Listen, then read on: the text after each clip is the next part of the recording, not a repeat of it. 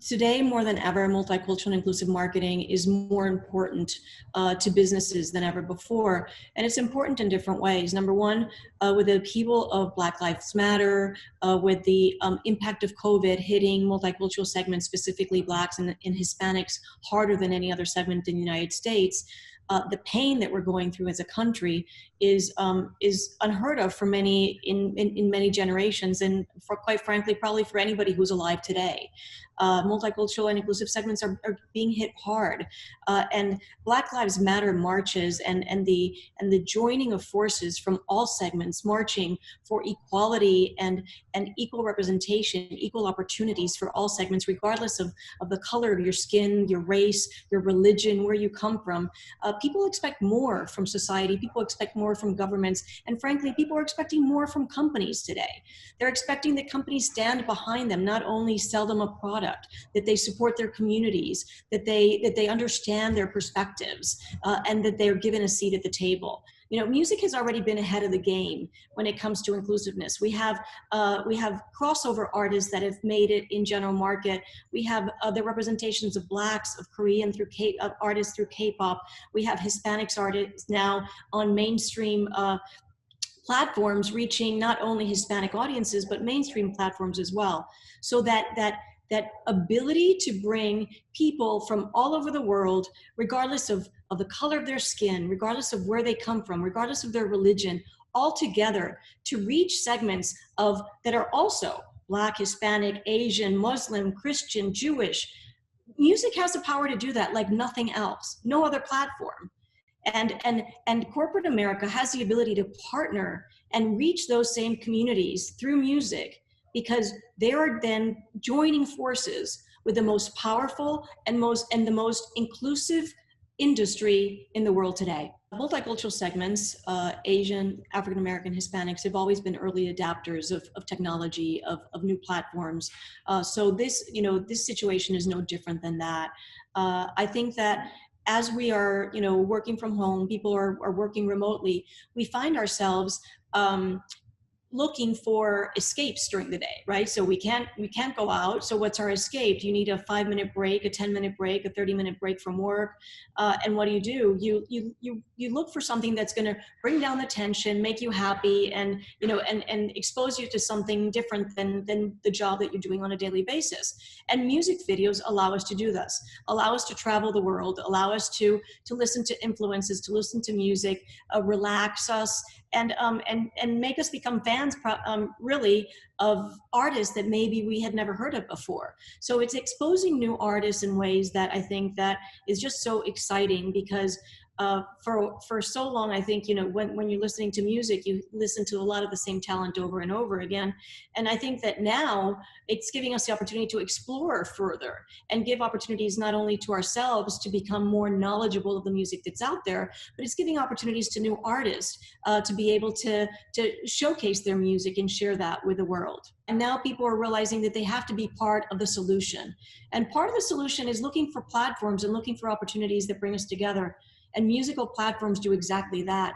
They give us the ability during the day to escape our world and escape our office for 5 or 10 minutes and look at a music video and find joy in a sound that we've never heard before, and explore new talent that we didn't know that existed.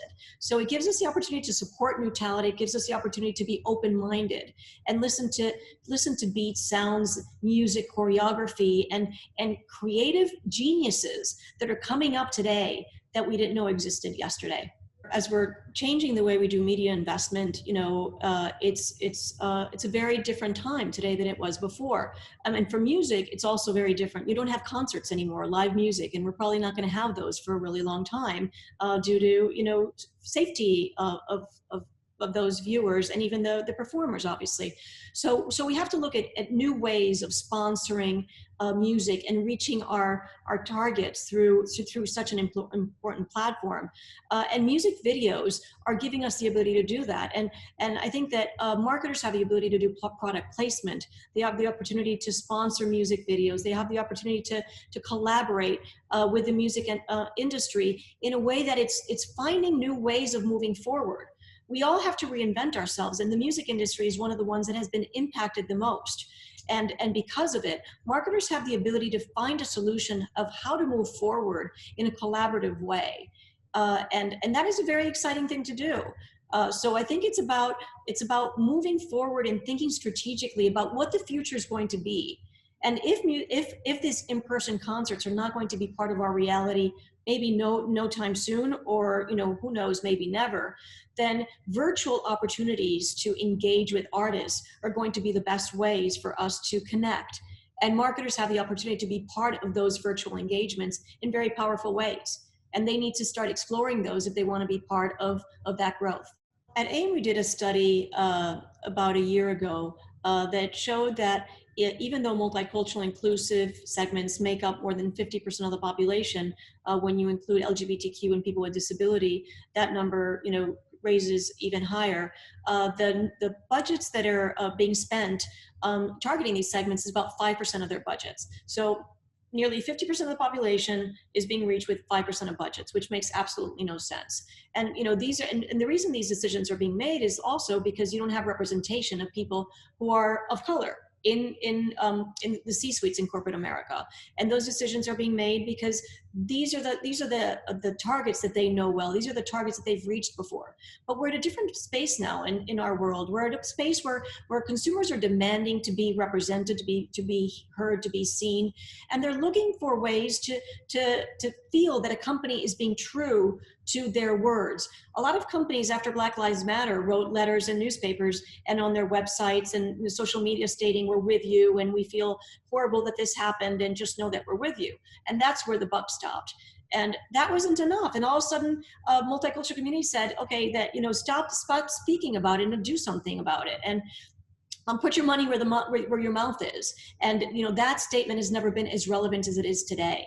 And communities are expecting more from audiences more than ever before. But they're not only looking for companies to put money down, they're looking for them to do it in a way that is organic, that is true, that is supportive, that makes a difference in the lives of our world and our communities. And music and partnerships with musical artists is a great way for companies to be able to do that, because the sense of trust in a lot of these artists is pretty high, especially as a lot of these artists have been very, very supportive of their own communities during these very difficult times. Whereas whether it's Black Lives Matter marches or COVID, a lot of these artists have given their time for free to raise funds for communities, to donate proceeds from their new albums and so on. And that is seen by communities and is very respected. So when then a marketer has the ability to connect with that artist through a platform that allows all of those pieces to fall together into place in a very organic and truthful way, that viewer is going to buy it and is going to say, okay, now I support that marketer as well.